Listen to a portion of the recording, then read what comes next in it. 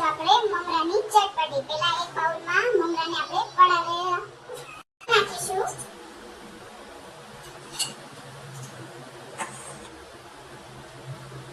તેલ ગરમ થઈ જાય ત્યારે તેમાં રાઈ, જીરું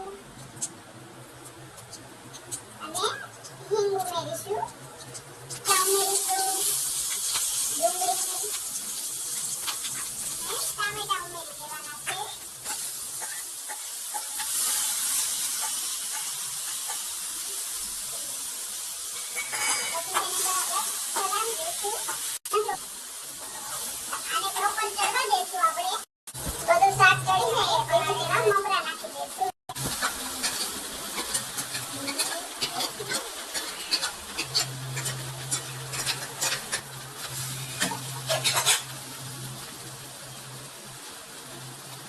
પછી તેમાં મરચું,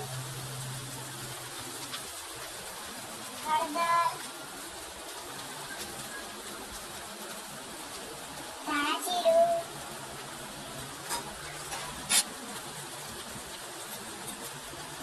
અને